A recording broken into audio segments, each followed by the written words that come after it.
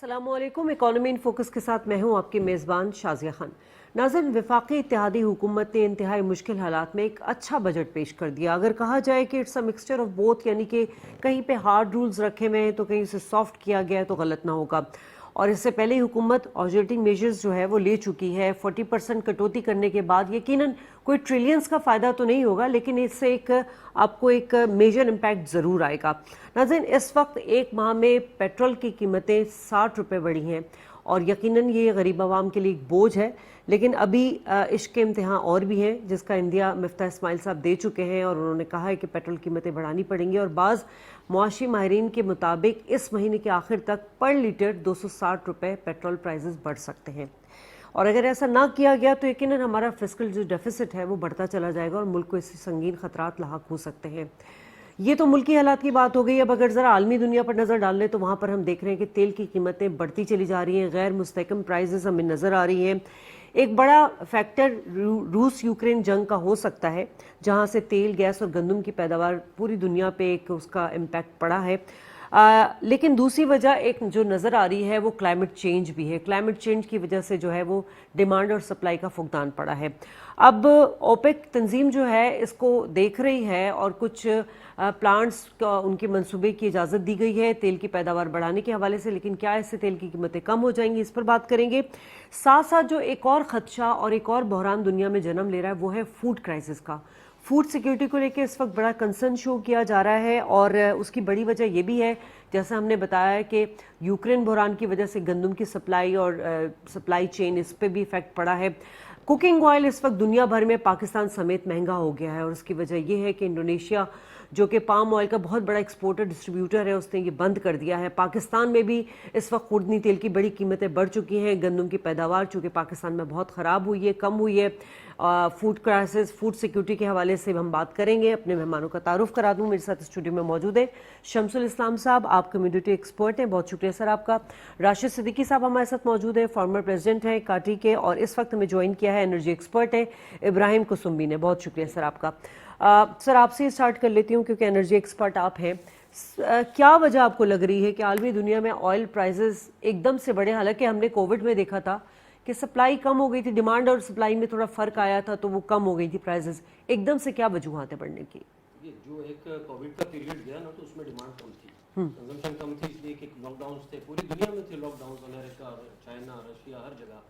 तो नेचुरली उसकी ट्रेवलिंग कम थी, एयर ट्रेवल बहुत कम हो गया था लोगों का, और एयरलाइंस कई तो ऐसी थी कि जो बंद हो गई। तो उस वक्त जो डिमांड बहुत नीचे गई थी। वहाँ कई ऐसे कंट्रीज हैं जिनके पास स्टोरेज की फैसिलिटी थी, उन्होंने स्टोरेज किया। चाइना ने मिसाल के तौर पे, इंडिया ने भी। हमारे पास उस पैमाने पर स्टोरेज फैसिलिटी नहीं है, अभी भी बिल्ड नहीं है। हमारे पास मिनिमम 3 महीने का स्टोरेज होना चाहिए ताकि हम इस जब प्राइसेस नीचे आए तो उसका फ़ायदा उठा सकें।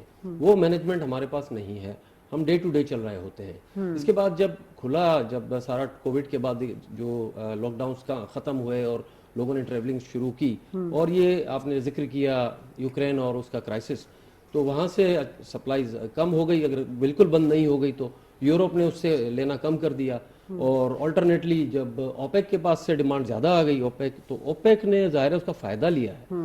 और वो इट्स वेरी नेचुरल कि किसी कंट्री या किसी बिजनेसमैन का जब देखता है कि डिमांड ज़्यादा है और सप्लाई कम है तो उसका बेनिफिट ज़रूर लेता है। इसके अलावा इसमें स्पेकुलेशन भी होती है, देयर आर स्पेकुलेटिव एलिमेंट्स, उसका लोग पूरा फ़ायदा लेते हैं, क्योंकि ये एक ऐसी कमोडिटी है जिसका 90% डिलीवर नहीं होता, ऑन पेपर होता है। जब 100 बैरल की ट्रेडिंग होती है तो उसमें से 10 बैरल ऐसे होते हैं जो एक्चुअल फिजिकल डिलीवरी होती है। Otherwise it is an speculative game जिसमें बड़े बड़े लोग इन्वॉल्व होते हैं, पॉलिटिशियंस इन्वॉल्व होते हैं, हेड्स ऑफ स्टेट भी इन्वॉल्व होते हैं। तो यहाँ हमारे पास ऐसे लोग, हमारी पेट्रोलियम मिनिस्ट्री में, हमारी गवर्नमेंट में ऐसे लोग होने चाहिए जो उसको मॉनिटर करते रहें। इसके अलावा फ्रेंडली कंट्रीज हैं, कतर है या सऊदी अरेबिया है, वहाँ से लॉन्ग टर्म एग्रीमेंट्स हमें ज़रूरी थे। उस वक्त जब नीचे प्राइसेस थी तो साल 2 साल की सप्लाई हम सिक्योर कर सकते थे, और ये पॉसिबल है। लेकिन हम आज की सोचते हैं, कल की नहीं सोचते। तो इसकी वजह से आज हम भुगत रहे हैं इस चीज़ को। अब चूंकि हो चुका है, मौजूदा सूरत हाल में हम जिस तरह कंज्यूमर के लिए प्राइसेस बढ़ा रहे हैं, ये एक लाइफ लाइन है इंडस्ट्री की। इसमें सबसे ज़्यादा ट्रांसपोर्टेशन इन्वॉल्व है, गुड्स की ट्रांसपोर्टेशन। तो हर चीज़ पर इसका इम्पैक्ट आता है, चाहे इंडस्ट्री हो, चाहे ट्रेड हो, चाहे फार्म सेक्टर हो, एवरीथिंग गोज, वो इनकॉर्पोरेट कर लेता है। अभी तो ऐलान नहीं हुआ होता प्राइस बढ़ने का, तो लोग बढ़ा देते हैं अपनी कमोडिटीज की, अपनी गुड्स की। वहां पर हमें जरूरी ये होता है कि हम सब्सिडी दें। अब सब्सिडी देना कोई गुनाह नहीं है, उसके लिए हमारे पास एक जगह कटौती करके दूसरी जगह उसको शिफ्ट करना होता है। तो it is basically it is economic management. ये कोई हमेशा नहीं रहेगा, ये एक फेजेस होते हैं। जिस तरह बिजनेस में अप्स एंड डाउन्स होते हैं, इसी तरह इकोनॉमी के और जो ग्लोबल इकोनॉमी के अप्स एंड डाउन्स होते हैं। ये जरूरी नहीं है कि $120-30 पर रुकेगा हमेशा के लिए। May be 3 months, 4 months, 6 months इसको नीचे आना है, क्योंकि ग्लोबल सप्लाई में अगर देखा जाए तो देयर इज एडिक्वेट रिजर्व्स। अगर रशिया, यूक्रेन, मिडिल ईस्ट के कई कंट्रीज, ईरान, तो ये ग्लोबल ऑयल रिजर्व्स काफ़ी हैं। इतने हैं कि डिमांड एंड सप्लाई बैलेंस हो सकती है। अच्छा। लेकिन चूंकि पॉलिटिक्स इसमें बहुत ज़्यादा इन्वॉल्व होती है, it is a very political tool also to twist as a political leverage. तो उसको आगे चलकर हमें देखना होगा कि इसमें वो वक्त डिफिकल्ट टाइम है ना, ये डिफिकल्ट टाइम हमें कैसे गुजारना है। ये काम होता है हमारी जो पेट्रोलियम मिनिस्ट्री, फाइनेंस मिनिस्ट्री, जो बजट मेकर हैं, बजट मेकर्स ने बढ़ाए तो हैं क्योंकि ये IMF की डिमांड थी पिछली गवर्नमेंट को, चूंकि वो पूरी तरह से IMF एग्रीमेंट के मुताबिक उसको बढ़ा नहीं रही थी। डिमांड तो IMF की तब भी थी। ठीक। तो उसको हमें मैनेज करना है। IMF को भी समझाना होता है हमें कि जी देखिए, ये हमारा बोझ हमारे बिल्कुल लोवेस्ट पॉपुलेशन के जो सेगमेंट है, जो पुअरेस्ट ऑफ द पुअर है, सब पे पड़ जाता है। तो उसको मैनेज करने के लिए हम फलां जगह से कटौती कर रहे हैं टेम्परेरीली, और हम इसको मैकअप करेंगे इस जगह पे।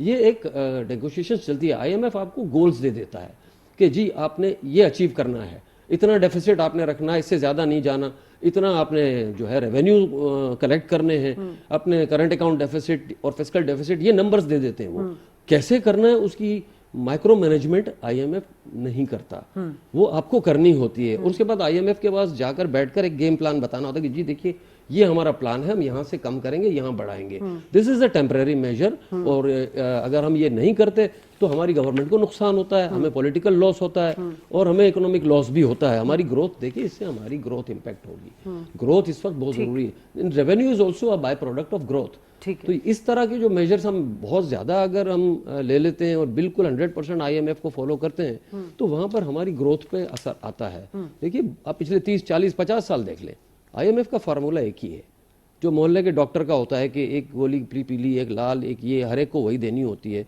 यानी आप करंट अकाउंट डेफिसिट इतना रखो, आप रेवेन्यू इतना रखो, ये आप सब्सिडीज खत्म करो, डॉलर की वैल्यू आपने इतनी रखनी है, करेंसी को आपने इतना डिवैल्यू करना है। ये 4-5 ऐसे फैक्टर्स हैं जहां हमें IMF के साथ बैठकर बड़ी टफ नेगोशिएशंस होती हैं, करनी होती हैं। IMF पहले सॉफ्ट कॉर्नर रखता था, हल्का हाथ रखता था। अब जैसे जैसे वक्त गुजरता जा रहा है, IMF आप पर हैवी हैंडेड है थोड़ा।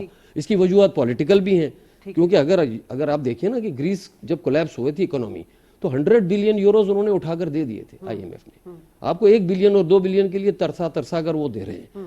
तो आइए, अब it's up to you how you manage IMF goals and how you manage these details. ठीक है। अच्छा, बात वही आ जाती है कि उस सियासी तनाज़ात भी होते हैं जिसकी वजह से ऑयल प्राइसेस का इम्पैक्ट अनस्टेबल रहता है। पाकिस्तान में मजबूरी यही रही कि पिछली हुकूमत ने सियासी फ़ायदे के लिए होल्ड करके रखी कीमतें। इस हुकूमत ने शायद अपनी वो सियासी शहादत के लिए इसको जल्दी इम्प्लीमेंट नहीं करने दिया, लेकिन अल्टीमेटली जाना ही पड़ा IMF के पास। अगर नहीं बढ़ाते हैं ऑयल प्राइसेस तो क्या मुश्किलात दरपेश हो सकती हैं, और अभी जो बढ़ाएंगे, नहीं बढ़ाएंगे तो ट्रेड डेफिसिट हमारा कहाँ जाएगा? देखिए जी, आपको पता है कि दुनिया की जितनी भी गवर्नमेंट्स हैं, उनकी मेन जो इनकम होती है वो पेट्रोलियम के ऊपर होती है। और जो पिछले दिनों जो कोविड की जैसे बात हो रही थी, उसमें जब आपकी जो प्राइसेस आपने देखा कि डिमांड बिल्कुल श्रिंक करके गई थी, और उस पर जो है $10 और नेगेटिव भी चली गई थी। जो ट्रेडिंग ऑनलाइन करे तो उनको जो जेब से देने पड़े पैसे। तो उस वक्त हमारे पास एक तो पाकिस्तान में ये कि हमारे पास 20 दिन से ज़्यादा का स्टोरेज कैपेसिटी नहीं है। वो कई दिहाइयों से हम चले आ रहे हैं और हम उसको बढ़ा नहीं रहे। जब आपके पास एडवांटेज लेने का टाइम था और दुनिया से ऑयल को परचेज करके स्टोर करना था, जिस तरह से हमारे दूसरे कंट्रीज ने भी किया, लेकिन पाकिस्तान अनफॉर्चुनेटली नहीं करा। और फिर साथ ही एक और गलत पॉलिसी ये की कि जब पेट्रोलियम प्राइसेस बहुत ज़्यादा कम हो गई तो हमने सारा बेनिफिट अपने लोगों को पास ऑन कर दिया। जब दुनिया में पेट्रोल की प्राइसेस कम हो रही थी तो गवर्नमेंट उससे कमा रही थी। इंडिया में प्राइसेस नहीं बढ़ाई गई, सिंगापुर में नहीं बढ़ाई, और बहुत से ममालिक ने इतनी ज़्यादा कीमतें जो है नहीं कम की, लेकिन हमारे मुल्क में बहुत ज़्यादा कम की। तो हमने एक पास ऑन कर दिया बेनिफिट। ये बेनिफिट वो होता है कि गवर्नमेंट की किटी में अगर कुछ पैसे जमा होते हैं तो मुख्तलिफ वक्त में जब आपके पास मुश्किल हालात आते हैं तो उस वक्त काम आते हैं। लेकिन अनफॉर्चुनेटली ऐसा नहीं किया गया और यही हुआ कि जब अब प्राइसेस आपकी जब प्रेशर पड़ा पिछली गवर्नमेंट पे महंगाई खत्म करने का, इन्फ्लेशन का जो आया, तो उनको मजबूरन ऐसा स्टेप लेना पड़ा कि क्योंकि मेन चीज़ आपका इंग्रेडिएंट जो है पेट्रोलियम प्राइसेस, डीजल प्राइसेस जो है जो महंगाई के ऊपर असर डालती हैं, और उन्होंने उसको फ्रीज कर दिया और लोगों को तो आम फायदा पहुंच गया, लेकिन गवर्नमेंट का जो फिस्कल डेफिसिट है वो बढ़ता चला गया। हम इस मुल्क में रहते हैं जहां पर दिहाइयों से नेगेटिव बजट जो है, खसारे का बजट बनाया जाता है। तकरीबन हर गवर्नमेंट ने ऐसा किया है कि खसारे का बजट, IMF के प्लान में गए, प्रोग्राम में गए, तब से वो हम शुरू से, हमारे यहाँ जो है पॉपुलिज्म की पॉलिसीज को ज्यादा बिलीव किया जाता है। हम लोगों को हर चीज मुफ्त में देने के आदि बना रहे हैं और ये हमने कुछ दिहाइयों से शुरू किया हुआ है, जिसका रिजल्ट आज जो एंड प्रोडक्ट आपके सामने ऐसी आई है कि आप IMF में जाने के बावजूद भी आपका प्रोग्राम जो है अपने आप को, इकोनॉमी को स्टेबलाइज नहीं कर सके और आज भी आप फ्रेंडली कंट्रीज की तरफ देख रहे हैं ताकि कहीं ना कहीं से रिजर्व्स आए और तो रुपए पे प्रेशर पड़े। लेकिन जो पॉलिसीज हमको करनी चाहिए, जो आउट ऑफ द बॉक्स आपने जो आपने नहीं काम की, और स्पेशली फंडामेंटल जो रिफॉर्म्स हैं, हमारी रिस्ट्रक्चरिंग होनी चाहिए इकोनॉमी की, वो हमने नहीं की।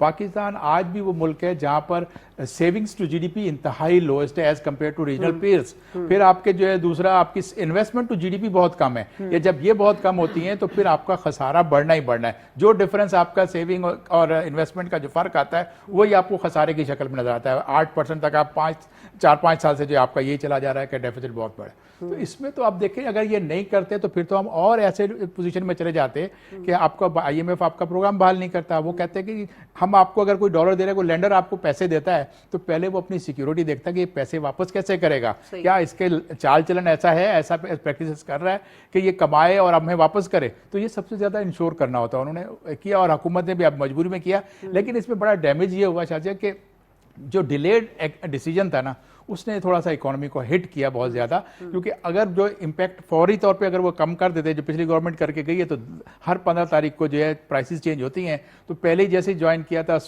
हल्फ उठाया, उसी वक्त आके अनाउंस कर देते कि हमने ये रिवर्स किया क्योंकि ये ECC से कवर नहीं था, तो वो उस वक्त का डैमेज आपका बहुत कम होता। लेकिन अब डैमेज आपका बहुत ज़्यादा बढ़ गया। साथ ही इसमें एक और बड़ा इम्पैक्ट ये आया कि जो पाकिस्तान में जो एक चहमगोइयाँ चल रही थी कि पेट्रोलियम प्राइसेस बढ़ रही है, लेकिन बढ़ नहीं रही थी, उस दौरान जो है जो महंगाई का तूफान लाया गया, जो मुल्क में जो आपकी खाने पीने की चीजें हैं और दूसरी चीजें, वो उसकी कीमतें बढ़ गई। और वो इसी उस पे कि अब जाके पेट्रोल की कीमत बढ़ जाएगी तो हम पहले से बढ़ा दें। वही रिजल्ट निकला कि अब जो बजट के बाद आपका जो रिजल्ट आ रहा है वो अभी तक इम्पैक्ट नहीं आया, अभी तो पिछला वाला ही आपका कैरी फॉरवर्ड कर रहे हैं। और आपको जो इन्फ्लेशन आज देखिए कहाँ आपका जो SPI जो है 23% पे चला गया, जो फ्राइडे को आया। तो ये अलार्मिंग सिचुएशन है। हुकूमत को अपनी बेल्ट टाइट करनी पड़ेगी। हम हर वक्त जो है आवाम से कहते हैं कि आप अपने पेट पे पत्थर रखो, बेल्ट टाइट करो, लेकिन जो गवर्नमेंट की जो एक्सपेंडिचर है, स्पेशली नॉन डेवलपमेंट एक्सपेंडिचर, उनको कट करना पड़ेगा। हमें अपनी कैबिनेट के साइज को छोटा करना चाहिए। मिनिस्ट्रीज की इतनी जरूरत नहीं है। बहुत सारी मिनिस्ट्रीज ऐसी हैं जो एक ही काम तकरीबन कर रही हैं, बल्कि कुछ नहीं कर रही हैं, लेकिन लेबल लगे हुए अलग अलग। तो आपको उसको भी अब समझदारी से कम करना पड़ेगा। ठीक है राशिद साहब, अब जरा ओपेक की अगर बात कर लें तो अभी उन्होंने 6,48,000 टन बैरल जो है वो प्रोड्यूस करने का ऐलान किया है, मंसूबे लगाने का। आपको लग रहा है कि इससे जो है दुनिया की जो डिमांड है ऑयल की उस पर फर्क पड़ेगा, कीमतें कम होंगी? देखिए मेरा ख्याल है दुनिया में एक दफ़ा कभी महंगाई बढ़ जाती है तो वो डिक्लाइन होना ज़रा सा एक तो मुश्किल होती है, और दुनिया में दुनिया में जो भी होता है, मतलब महंगाई बढ़ेगी या नहीं बढ़ेगी, असल तो हम देखेंगे पाकिस्तान में उसका इम्पैक्ट क्या आएगा। पाकिस्तान में उसका इम्पैक्ट, अगर जैसे प्राइस कम हो भी गई तो जैसे भी कुसुमी ने कहा, शम्स ने कहा, इन्होंने बिल्कुल सही कहा कि हमारे पास फर्ज करेंगे अगर कम होगी ना तो एक तो फॉर एवर कम नहीं होगी, एक लिमिटेड टाइम के लिए कम होगी। और दोबारा क्योंकि देखिए जिन लोगों का बिजनेस है ना और जो मुल्क चलते ही ऑयल के ऊपर है, तो ये आई वॉश के लोग तो जरूर कहते हैं कि हाँ जी हम ओपेक को हमने कह दिया कि उसकी प्रोडक्शन ज़्यादा करनी है, ऑयल को नीचे लेके आ जाए। लेकिन क्योंकि एक तो हमारे पास स्टोरेज बहुत कम है, नंबर 1, और नंबर 2 ये कि हम जो माल मंगाते हैं हम क्रूड ऑयल मंगवाते हैं। ठीक है, तो उस क्रूड ऑयल में से भी जो इस वक्त दुनिया रिफाइन करती है वो 80% एक्सट्रैक्ट करती है, जबकि हम 60% एक्सट्रैक्ट करते हैं। और जब हम 60% एक्सट्रैक्ट करते हैं तो उसमें से जो 20% मेरे ख्याल से बिचुमेन निकलता है और जो फर्नेस निकलता है, तो बिचुमेन से हम उसका जो रेंट होता है ना, जो मतलब उसका ट्रांसपोर्टेशन होती है, हम उसका भी पैसा पूरा नहीं कर पाते। वो वजूहत होती हैं जिनकी बिना पर यहाँ पर आने के बाद पेट्रोल की प्राइसेज जो होती है वो बहुत ज़्यादा हाई हो जाती है। और फिर दूसरा मैं आपको एक बात बताऊं कि जो मसला है ना, ये पाकिस्तान का मसला नहीं है। जैसे अभी एडिबल ऑयल की भी बात हो रही थी, इस ऑयल की भी बात हो रही थी। इस वक्त अल्लाह के बाद जो लोग दुनिया को चला रहे हैं ना, वो दुनिया से मूवमेंट को कम से कम करते जा रहे हैं।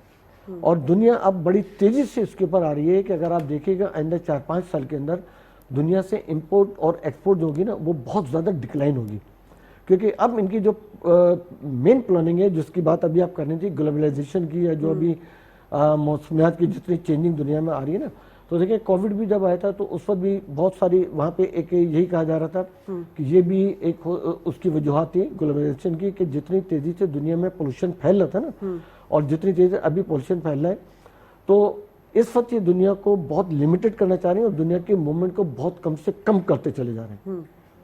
रीज़न क्या है? आप मतलब रीज़न नहीं, मैं आपको उसकी एक निशानदेही बता रहा हूँ कि अगर आप देखें कि कोविड के अंदर डिमांड एंड सप्लाई का अगर मसला होता ना, तो कोविड के अंदर पूरी दुनिया के अंदर डिमांड कम हो गई थी, तो असली तौर पे जो फ्रेट के चार्जेस थे वो कम हो जाने चाहिए थे और दुनिया से प्राइसेस जो थी वो कम हो जानी चाहिए थी। लेकिन जब कोविड आया तो जो फ्रेट के चार्जेस थे वो 4 टाइम बढ़ गए और वो आज के दिन तक 4 से 5 टाइम एक तो बढ़ गए, नंबर 1। नंबर 2, फिर अगर आप एयर फ्रेट के ले रहे हैं जितने भी मूवमेंट है तो उसको भी डिक्लाइन करना चाह रहे हैं। जो एयर फ्रेट है वो भी तकरीबन समझ लें कि ऑलमोस्ट 4% तक चला गया है।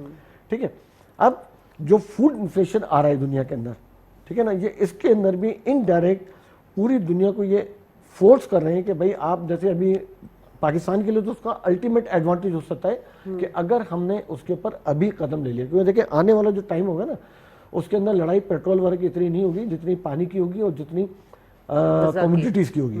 ठीक है, तो पाकिस्तान दुनिया के उन शायद चंद ममालिक में से है जिनके पास बेतहाशा जमीनें पड़ी हुई हैं, जिनके पास मीठे पानी का अंबार लगा हुआ है और 22 करोड़ की आवाम है। तो हम 22 करोड़ की आवाम होने के बावजूद एडिबल ऑयल को इंपोर्ट कर रहे थे, हम सफेद चना को इंपोर्ट कर रहे थे, हम दाल चना इंपोर्ट कर रहे हैं, दाल मसूर इंपोर्ट कर रहे हैं, हम गंदम की इंपोर्ट कर रहे थे। लेकिन मुझे लगता है कि अब इन हालात के बाद अगर पाकिस्तान इमीडिएटली एक्शन लेके इन तमाम चीज़ों की ग्रोइंग को अभी कर लेगा तो शायद आने वाला 2 या 3 साल के बाद पाकिस्तान के जो हालात होंगे वो मच बेटर इसलिए हो सकते हैं। गंदम की पैदावार में क्या इशू है? हमने 3 से 4 बिलियन डॉलर तो हमने गंदम मंगवाई है, इस वक्त इंपोर्ट करवाई। तो मैं कह रहा हूँ ना कि जब हमारे पास तो 22 करोड़ की आवाम होने के बाद इतनी सारी ज़मीनें होने के बावजूद लेकिन हमारी प्लानिंग नहीं ना।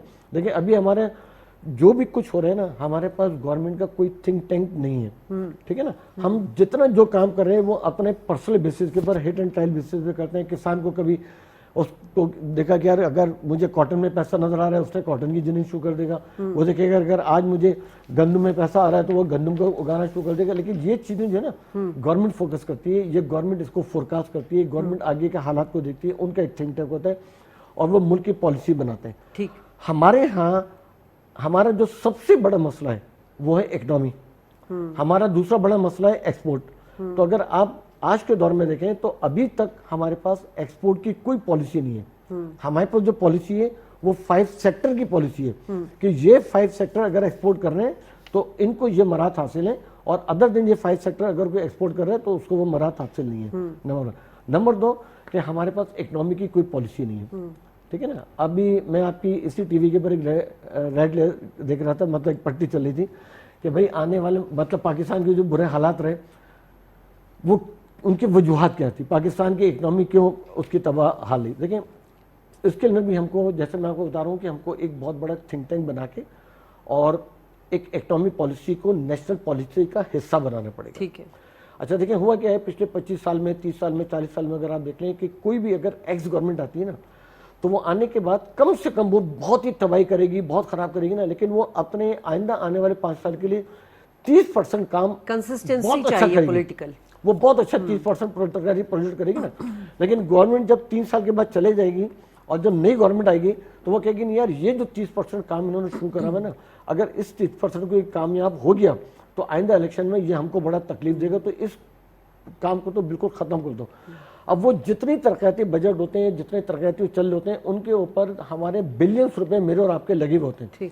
तो जब वो बिलियंस रुपए जाए होते हैं तो फिर एक नई गवर्नमेंट आ जाती है। ठीक है, ठीक है। अच्छा फिर दूसरा क्या है कि इकोनॉमी को बेहतर करने के लिए देखें जितनी भी सियासी गवर्नमेंट आती है ना उनके अंदर जितने भी वो आते हैं, आपके कहना चाहिए अपना फाइनेंस मिनिस्टर आते हैं, वो हमेशा बड़े एक्स्ट्रा ऑर्डिनरी प्रेशर में होते हैं। ठीक है ना, अगर आप पिछले 4-5 साल लगा दें, इमरान खान के दौर में आप देख लें कि वो इतने प्रेशर में थे कि उनको 3 साल के अंदर 3 फाइनेंस वज़रा को चेंज करना पड़ा। तो ये जितने भी पॉलिटिशियंस आते हैं और जिनके जब इनके वो फाइनेंस मिनिस्टर आते हैं तो वो डेफिनेटली पॉलिटिशियंस होते हैं, तो वो आने के बाद जितनी पॉलिसी बनाते हैं वो सारी 100% पॉलिसी वो होती सियासी फायदे है के कि लिए। जो उनके सियासी फायदे को बिल्कुल।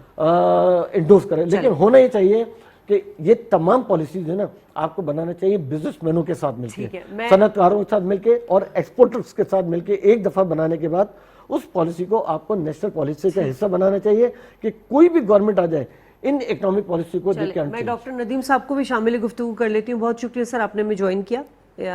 डॉक्टर साहब, हम बात कर रहे हैं इस वक्त आलमी दुनिया में जो तेल की बढ़ती हुई कीमतें हैं उसकी वजूहात क्या हैं और पाकिस्तानी मईशत पे उस पर इम्पैक्ट क्या पड़ रहा है। जी डॉक्टर नदीम साहब।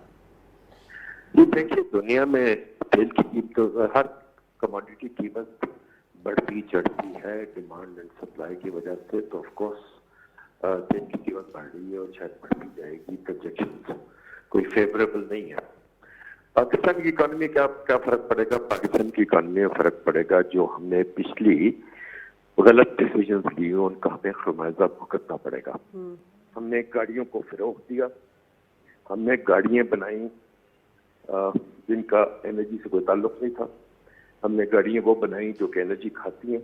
हमने सड़कें बनाई जो गाड़ियों को सब्सिडाइज करें। हमने शहर बनाए गाड़ियों के इस्तेमाल के लिए। पैदल चलना, साइकिल्स पे चलाना हमने रोक दिया, बाकी दुनिया उस तरफ जा रही थी, हमने नहीं किया।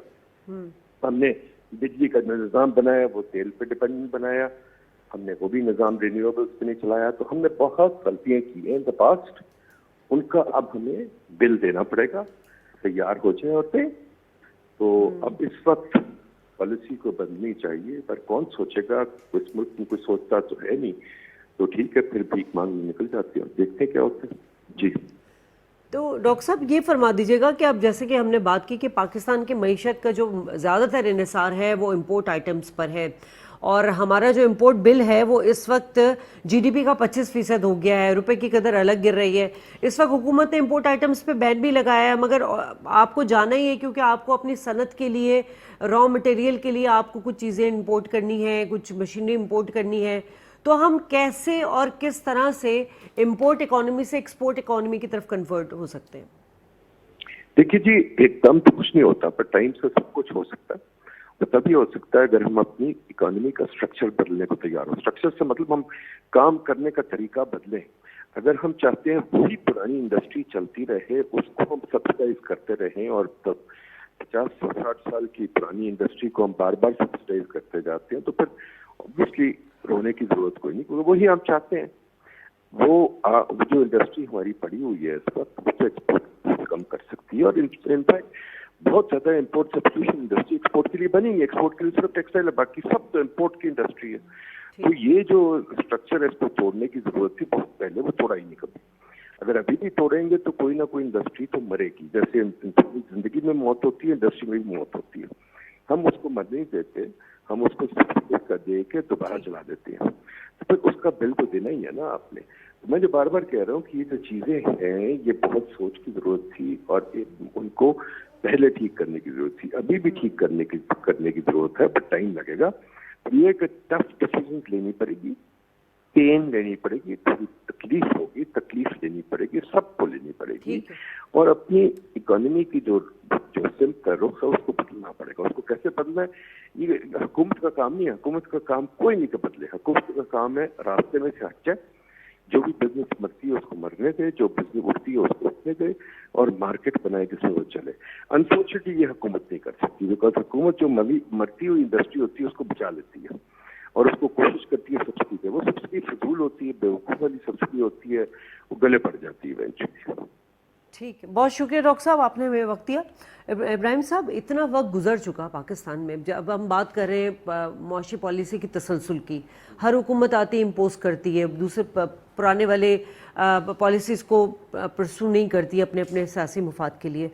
1990 में हमारी एक्सपोर्ट 16% थी, अभी कम होकर 10% हो गई है। मतलब हमने क्यों 1990 की पॉलिसी नहीं ली? यही वजह है कि सियासी मुफादात पॉलिटिकली मैच्योर नहीं है उतने। मिसाल के तौर पे मैं आपको 70 साल से ज्यादा हो गए तब भी मैच्योर देखिए, बीच में गैप्स आते रहे ना। मिलिट्री गवर्नमेंट्स भी आती रही, फिर डेमोक्रेसी आती रही, फिर डेमोक्रेटिक गवर्नमेंट्स में अनफॉर्चुनेटली करप्शन का एलिमेंट भी रहा, कंसिस्टेंसी नहीं रही। जब सर, एक दुनिया डिबेट भर हो में ना, हुकूमतें देखिए आती जाती हैं। जब एक दोनों पार्टी या तीन पार्टियां पॉलिटिकल पार्टीज में जब डिबेट हो ना, तो वो कि पर्सनल लेवल की ना हो, वो हो ऑब्जेक्टिव हो, और जो इकोनॉमिक इश्यूज हैं उन पर प्रोफेशनल्स, उन पार्टियों में जो जो ऐसे लोग हैं जो एक्सपर्ट्स हैं, वो बैठकर उसको कुछ चीज़ें ऐसी तय कर लें कि जी इससे हम डिविएट नहीं करेंगे, ये बुनियादी उसूल हैं। इस तभी जाकर आप पॉलिटिकली मैच्योर होंगे। बाकी आप लड़ते रहें, कोई मसला नहीं है, लेकिन जो जो इकोनॉमी है उसको इसका वो नहीं होना चाहिए विक्टिम। इन दोस्तों ने जो बातें की, कुछ बातें मैं उन पर ऐड करूंगा। एक तो ऑयल के ऊपर आपने बात की, प्रोडक्शन पे 6 मिलियन बैरल ऐड करना इतनी जल्दी मुमकिन नहीं होता, क्योंकि जो मिडल ईस्ट में ऑयल प्रोड्यूस होता है वो होता है horizontal drilling, vertical drilling. Vertical drilling में उसमें ड्रिलिंग में टाइम लगता है, it's a very long gestation period. उसमें फिर डिस्कवरी होती है, नहीं होती है, कितनी जल्दी वो आ जाता है, वो करते रहे। कैपेसिटी जैसे सऊदी अरेबिया की 13 million barrels per day, overall 92-93 million barrels world wide है। रशिया शायद थोड़ा बहुत फर्दर वो इंक्रीज कर सकता है, लेकिन because of the war and political reasons ये सिलसिला चलता रहेगा और शॉर्टेज फिलहाल रहेगी।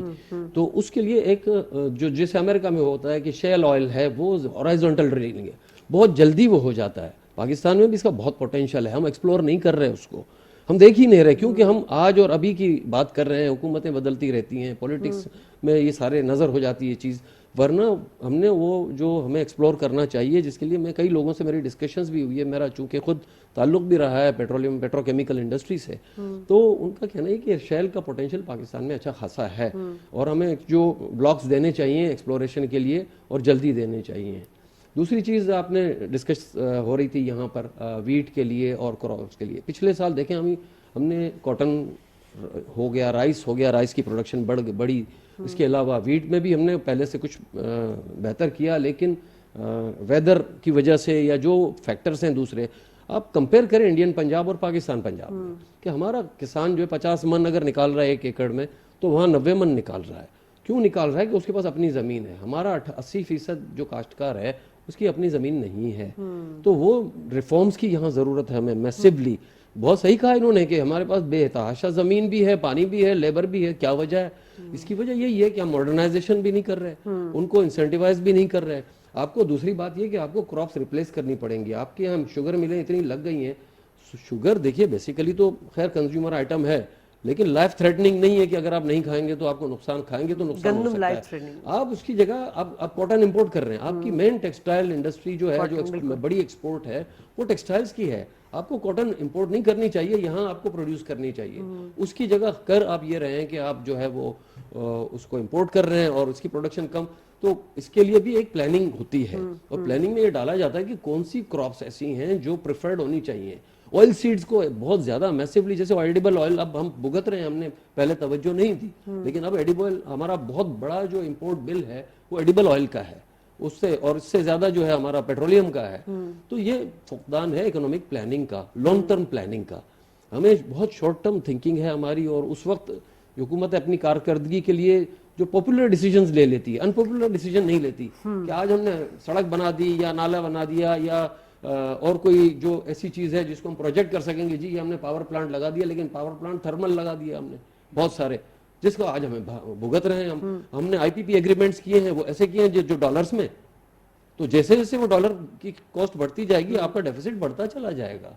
तो we have done some very, I mean in a way very bad decisions which should not have been done. ये और उसको रिव्यू करने की जरूरत है। अभी जो रिसेंट बजट आया उसकी बड़ी लिमिटेशंस थी। इनके पास ना टाइम था, ना इनके पास रिसोर्सेज थी। With in that framework what can they do? वो डेफिसिट की तरफ 4000 रुपए, अगर 4000 अरब रुपए आपको डेफिसिट में जाना है, और वो भी आपको पता नहीं है कि आगे ऑयल की प्राइस या दूसरी चीजें आपको सब्सिडाइज करनी पड़ी या कुछ और करना पड़ा, तो इट्स वेरी अनसर्टेन कि ये 4000 पर रुकेगा। It can go beyond, way beyond that. ठीक है, अब तवानाई बहरान के हवाले से बात कर लें तो हम 60% से ज़्यादा जो बिजली की पैदावार है उसमें हम वो तेल पर मुनस्सर है। हमारे पास बहुत सारे ऑल्टरनेट रास्ते हैं, हम हमेशा इस पर डिस्कस करते हैं, बात करते हैं, सस्ती बिजली पैदा कर सकते हैं। हुकूमतों की प्रायोरिटीज़ नहीं है, मंसूबे बनाए इसलिए नहीं जाते कि जो ख़ास एक तबका है उनको फ़ायदा पहुंचाया जाए। इस वक्त पेट्रोलियम मसनूआत का बिल हमारा $15 बिलियन तक जा पहुंचा है। देखिए जी, हमें जो अपने इंपोर्ट्स जो हमारी जो एक डेफिसिट जो हमारा इतना ज़्यादा बड़ा हुआ, करंट अकाउंट खजाना बड़ा, उसकी मेन वजह यही है कि हम अपनी एनर्जी जो है, गैस, एलएनजी आपके लिए, पेट्रोल बहुत ज़्यादा इंपोर्ट कर रहे हैं। हमें अपना जो है डिपेंडेंसी जो है अब फ्यूल से कम करके दूसरी तरफ आएगी, अल्टरनेटिव पे लानी होगी। हमें अपनी इलेक्ट्रिक व्हीकल्स पे लेके जाना है, लेकिन अनफॉर्चुनेटली पाकिस्तान में जो गाड़ियाँ आई हैं वो बड़ी बड़ी गाड़ियाँ, 65-60 हज़ार डॉलर की, $1 लाख की गाड़ी इंपोर्ट की जा रही है, उसके ऊपर ड्यूटी टैक्सेस, तो वो वर्केबल नहीं है। पाकिस्तान में छोटी गाड़ियाँ, चाइना $5,000 की गाड़ी बना रहा है, इलेक्ट्रिक व्हीकल है, उसको इंपोर्ट कर रहे हैं, इंडिया कर रहा है। फिर मोटरसाइकिल देखिए, आपका जो फ्यूल कंजम्पशन ज़्यादा हो रहा है वो गाड़ियों में हो रहा है, और उसके बाद फिर आपका पेट्रोल जो है वो बाइक्स पे यूज होता है। बाइक्स की इंडिया कन्वर्जन कर रहा है, कन्वर्जन किट मिलती है, चाइना ने वो भी बना ली है, इंडिया बड़ी तेजी से उनकी बाइक्स को कन्वर्ट कर रहा है। पाकिस्तान में इन अल्टरनेटिव की तरफ किसी ने सोचा नहीं। हुकूमत को चाहिए कि एक इंसेंटिव प्लान ऐसा दे दे कि ये गाड़ी जो आप $5,000 की पहले इंपोर्ट करो, उसके बाद जॉइंट वेंचर्स करके यहाँ पे ले आए। यहाँ पाकिस्तान में बहुत सारी चीज़ों में हमने जॉइंट वेंचर्स किए हैं, लेकिन अनफॉर्चुनेटली पाकिस्तान क्या ऑटोमोबाइल्स की ऐसी पॉलिसी बनाई हुई है कि जितना भी मैन्युफैक्चर हो रहा है वो लोकली कंजम्पशन मार्केट में चल रही है। वो उसकी वजह से वो जो आपके मैन्युफैक्चरर्स हैं क्वालिटी भी अच्छी नहीं दे रहे और मार्केट में बिक रही है, और कंज्यूमर आज देखें गाड़ी एक लेने जाए तो 60 लाख और 1 करोड़ तक की गाड़ियां पहुंच गई हैं। तो ये एक तो पाकिस्तान के ऊपर आपका जो उसका इंपोर्ट का बिल बढ़ता है, वो जो पार्ट्स लाके जोड़ दिए, तो ये तो कमाल कोई कर नहीं रहे। तो आपको शिफ्ट करना होगा। दूसरा, आपके पास एक एनर्जी का अल्टरनेटिव है, सोलर एनर्जी। पाकिस्तान में अभी जब बजट में अनाउंसमेंट उन्होंने की, अल्लाह करे कि वो IMF उस पे IMF एतराज ना करे, तो ये पाकिस्तान की असल जरूरत है। यूरोप में 2 महीने में सूरज निकलता है, पाकिस्तान में पूरा साल सूरज होता है। अल्टरनेटिव अगर हम करते हैं और इसको सस्ता करके, और फिर ये इतनी मुश्किल टेक्नोलॉजी नहीं है, हम रॉकेट बना सकते हैं, तो क्या हम वो शीशे के ग्लास पैनल नहीं बना सकते? पाकिस्तान में वो बन सकती है, और सवात पे किसी जमाने में शुरू भी की गई थी। मैन्युफैक्चरिंग करें यहाँ पे सोलर पैनल्स की, उसकी कॉस्ट कम आए, और फिर स्टेट बैंक को एक इसकी रिफाइनेंसिंग शुरू करनी चाहिए, क्योंकि हर छत के ऊपर अगर आपने ये लगा दिया तो एक वक्त आएगा कि आप फ्री में बिजली ले रहे होगे, और नेट मीटरिंग का सिस्टम हो जाए तो इंडस्ट्री के जो आज आपको सबसे महंगी प्राइस इंडस्ट्री को देनी पड़ती है एनर्जी की, वो उसकी सस्ती हो जाएगी। आप एक्सपोर्ट का सरप्लस क्रिएट कर सकते हो। लेकिन हमारे यहाँ पता नहीं क्यों वेस्टेड इंटरेस्ट है कि ऐसी पॉलिसी बनाई नहीं जा रही। आम घर को कनेक्ट करते हैं। जर्मनी में अगर देखें तो वहां पर हर छत पे कनेक्शन किया हुआ है। इसी तरह USA में देखें और ममालिक में। तो पाकिस्तान में ये हो सकता है, आप एक्सपोर्ट रिफाइनेंस जो फिक्स चीज़ों में दिए जा रहे हो उसको कन्वर्ट कर दो इन चीज़ों पे जहाँ से आपका इंपोर्ट की बचत हो सके और सस्ती एनर्जी हो। फिर पाकिस्तान में जो है देखें, हाइड्रो पावर के ऊपर अगर देखें तो डैम्स हमारे जो 70s के बाद तो कोई जो हमारे शुरू में 60s में बने थे, उसके बाद तो डैम कोई बना ही नहीं है। तो छोटे डैम, अब बड़े डैमों की पॉलिसी खत्म हो गई। दुनिया में जो है इसके ऊपर अब काम हो रहा है कि छोटे छोटे डैम बनाओ। एक तो वो जल्दी बन जाते हैं, क्योंकि बड़ा डैम अगर आप बनाने जाएं तो 5 से 7 साल लगते हैं। इस दौरान हुकूमत चेंज होती है और डैम वहीं का वहीं पड़ा रहता है। यही वजह है कि आज तक हमने जो इतनी ज्यादा फिजिबिलिटी रिपोर्ट बनाने पे, कालाबाग डैम पे हमने पैसे किए, दुनिया के शायद ही किसी मुल्क ने खर्च किए होंगे कि सिर्फ फिजिबिलिटी रिपोर्ट भी बना दिए। इक्विपमेंट मंगाए, वो भी जाया हो गए। आप छोटे डैम पे जाओ, आपके पास एक टरबाइन अब आ गई है छोटी छोटी, जहां पानी का फ्लो हो रहा है वो टरबाइन लगा दो, वहीं आपकी बिजली पैदा हो जाएगी। मैं मिसाल देता हूं, कराची में जो आपका जो डोमेस्टिक सेवरेज पानी जो है वो नालों से जा रहा है, उसकी इतनी स्पीड होती है कि वो छोटे छोटे इस साइज के होते हैं टरबाइन, वो अगर आप नालों में साइडों में बिछा दें तो पूरी स्ट्रीट्स की लाइट्स आपकी जलना शुरू हो जाएगी, आपके घरों पे वो सारा आ जाएगा। लेकिन ये सोचते नहीं, आउट ऑफ द बॉक्स सोचना नहीं है, माइंडसेट पुराना है। अनफॉर्चुनेट ये है पाकिस्तान का कि जो पॉलिसी मेकर्स हैं, जो डिसीजन मेकर हैं, वो अपने आप को बहुत अक्ले कुल समझते हैं, और सामने जो बिजनेस कम्युनिटी के लोग बैठे होते हैं जो प्रैक्टिकली काम कर रहे हैं, जिनके पास एक्सपीरियंस है, नॉलेज है, उसको एक्सेप्ट करना बड़ा मुश्किल समझते हैं। तो ये हमको एक चेंज लाना पड़ेगा। It's too much. अभी इतना पाकिस्तान के साथ जो हो चुका है, आज जब दुनिया बात कर रही है हम डिफॉल्ट की तरफ जा रहे हैं। आज हमको खाने के, एनर्जी इंपोर्ट करने के बिल के पैसों के लाले पड़े। $1-1 बिलियन के लिए हमें मुल्कों की वो मिन्नतें करनी पड़ती हैं। आप जब तक अपने आप को तब्दील नहीं करोगे, पॉलिसी में चेंज नहीं लाओगे, ये कुछ नहीं होगा। और ये करना पड़ेगा। आज सख्त फैसले कर लिए, अगला सख्त फैसला ये अनाउंसमेंट करें कि हम जितने मिनिस्टर्स हैं, ये सारे आप देखें करोड़ों अरबों पति होते हैं, इनको आप अब तनख्वाहें दे रहे हो। अगर वो कहते हैं ना, नारा लगाते हैं हम कौम की खिदमत करने आ रहे हैं, तो आज ऐलान करें कि हम अपनी तनख्वाहें लेना बंद कर देंगे, हम अब कोई पर्क्स नहीं लेंगे, फ्री पेट्रोल नहीं लेंगे, तब बनेगी बात कि पाकिस्तान सर्वाइव होगा। 75 साल तक पाकिस्तान ने इन लोगों को खिलाया है, अब पाकिस्तान को कुछ देने की जरूरत है। सर इतने ऑप्शंस है जी। राशिद साहब, सॉरी इंटरप्ट, थोड़ा सा इनकी बात पे मैं ऐड करूँगा। ऑटोमोबाइल के हवाले से इन्होंने बात की। हमारे यहाँ देखिए 3-4 जो भी असेंबलर्स हैं वो 40 साल से हैं, उनके डिलीशन प्रोग्राम्स थे, लेकिन ना वो क्वालिटी, तो अभी तक वो असेंबलर्स ही हैं। हमारे बाद चाइना में इंडस्ट्री लगी, उस वक्त नहीं थी जब हमने लगाई। चाइना आज हमें बड़ी अच्छी क्वालिटी की एसयूवीज एक्सपोर्ट कर रहा है और हम एक यूनिट एक्सपोर्ट नहीं कर सके हैं। इनको इतना पैम्पर किया गया है, इतना ब्लू आइड बॉय ट्रीटमेंट दिया गया है कि ये आज तक एक यूनिट एक्सपोर्ट नहीं कर सके। इनको वो क्वालिटी मैन्युफैक्चरर बने ही नहीं है। ज्यादातर कंपोनेंट वो सीकेडी के नाम पे आते हैं। अब जिस प्राइस पे यहाँ सीकेडी आता है उसी प्राइस पे मिडिल ईस्ट में वो गाड़ी भी पूरी फिनिश की हुई गाड़ी दे देते हैं। तो we need to look at it, क्योंकि अरबों डॉलर का बिल, अगर 40 साल का अगर आप बिल देखें 100, 150, 200 अरब डॉलर का बिल हमारा है ये इंपोर्ट बिल इसका। तो we need to refine that policy. इसमें इंडिया में अगर आप देखें तो 40% दे हैव टू एक्सपोर्ट, कि भैया जितना आप इंपोर्ट कर रहे हैं और जितना इंपोर्ट बिल आपकी वजह से हमें आ रहा है उतना आपकी एक्सपोर्ट होनी चाहिए, ताकि हम ऑफसेट कर सकें उस करंट अकाउंट डेफिसिट को जो आपकी वजह से क्रिएट हो रहा है। वी डोंट नीड 2000 सीसी और 3000 CC cars, rightly said we need small cars. और आपको पब्लिक ट्रांसपोर्ट को स्ट्रीमलाइन करना और बहुत ही एफिशिएंट, और जिसे दुनिया में वेस्टर्न वर्ल्ड में क्या है, आप गाड़ी रखना एक आजाद है, क्योंकि वो पब्लिक ट्रांसपोर्ट वो गवर्नमेंट कहती है कि भाई आप यूज करें, इट्स क्लीन, एफिशिएंट और टाइमली। सेकंड्स के हिसाब से गाड़ियां जो ट्रेन चलती है जर्मनी, यूरोप और अमेरिका में, गाड़ी पार्किंग के लिए उनको चार्ज लग जाते हैं। तो गाड़ी रखना एक लग्जरी होती है वहां। तो यहाँ पर भी एक अगर एफिशिएंट ट्रांसपोर्ट सिस्टम हो तो हमारी लेबर वक्त पे पहुंचे, हमारी इंडस्ट्रियल एफिशिएंसी बढ़े। और ये जो हमारा इंपोर्ट बिल है ऑयल का और ऑटोमोबाइल इंपोर्ट का, वहां पर एक जरूरत है कटौती करने की बड़ी मैसिवली। बड़ी डिफिकल्ट डिसीजंस हैं, लेकिन बड़े स्ट्रॉन्ग लोग हैं, लेकिन you have to take those decisions because जो डिस्पैरेट सिचुएशन है they need disparate measures. Difficult decision Rashid साहब इसलिए भी वही बात आ गई कि अपने अपने सियासी फायदे के लिए जो है वो मकबूल और गैर मकबूल फैसले लेती है जमातें। सर एक और मसला भी है कि right people for right job वाली बात हमारे यहाँ है। हमारे यहाँ पॉलिसी नहीं बनी, हमारे यहाँ कॉम्पिटेंट लोग जो है बहुत सारे, मतलब आपकी मुआशी टीम में ऐसे लोग ही नहीं जिनका डोमेन बनता है, मतलब वो इकोनॉमिस्ट नहीं है, वो पॉलिटिकल नेशनल इकोनॉमिस्ट नहीं है। हमें इस वक्त एक नेशनल इकोनॉमिस्ट की ज़रूरत है जो ज़राअत का हमारा हाल हुआ है। और इस वक्त अगर चलो हुकूमत ने इस बजट में बहुत सारे एक ज़रूरी इस्लाहात के हवाले से बात की है, ज़रूरी टैक्स बीज के ऊपर, ट्रैक्टर के ऊपर, मशीनरी के ऊपर, ये बहुत पहले कर लेना चाहिए था। इस वक्त खुर्दनी तेल, कुकिंग ऑयल का जो क्राइसिस आ रहा है पाकिस्तान में नहीं दुनिया भर में, उसकी मैंने वजूहत बताई भी थी कि इंटरनेशनली इंडोनेशिया के हवाले से भी, क्या हम पाम ऑयल का ऑल्टरनेट हमारे पास नहीं है? कैनोला ऑयल हमारे पास है, सरसों हमारे पास है, हम उस पर नहीं जा सकते?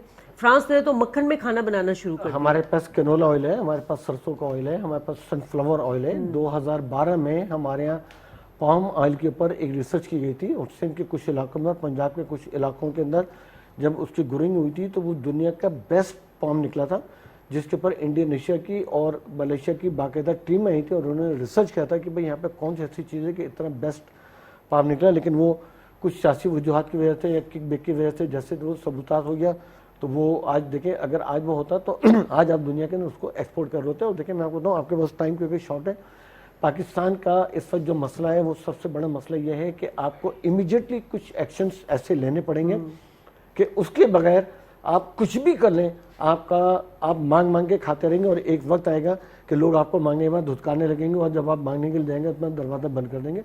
2-4 स्टेप ऐसे हैं जो अगर आप आज इमीडिएटली ले लें तो पाकिस्तान सर्वाइव कर सकता है। देखें, हम 22 करोड़ की आवाम होने के बाद आज हम अय्याश तरीन कौम है कि हम वो कौम है कि जिसकी गवर्नमेंट इतनी गरीब है, जिनके पास पैसा है नहीं और $1 बिलियन मांगने के लिए हम IMF के आगे आज फकीर बने हुए।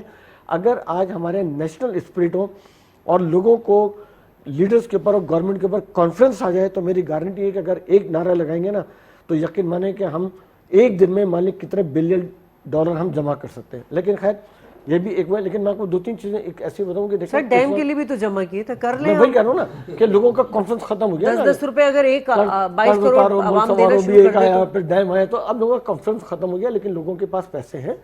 हमको 2-3 काम ये करने पड़ेंगे कि एक तो पूरी दुनिया के अंदर देखें, मैंने आधी दुनिया देखी है, वहाँ पर अगर आप जाएं तो एक घर में मोस्टली जो ना एक गाड़ी होती है और वो होती है कि शाम को फैमिली के साथ निकलना हो तो उस गाड़ी में काम है। बाकी सारे लोग जो है ना वो सफ़र करते हैं मेट्रो के ऊपर।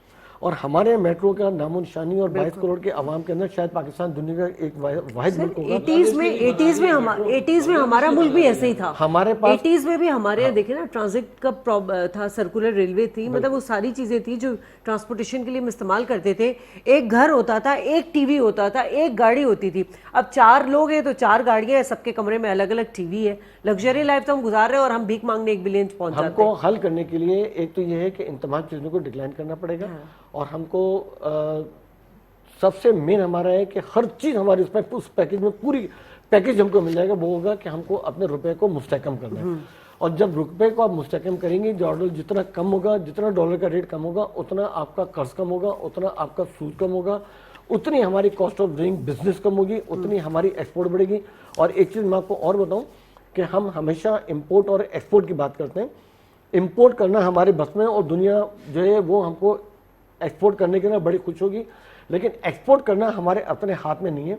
लेकिन इंपोर्ट को डिक्लाइन करना और इंपोर्ट की सब्स्टिट्यूट हमारे हाथ में।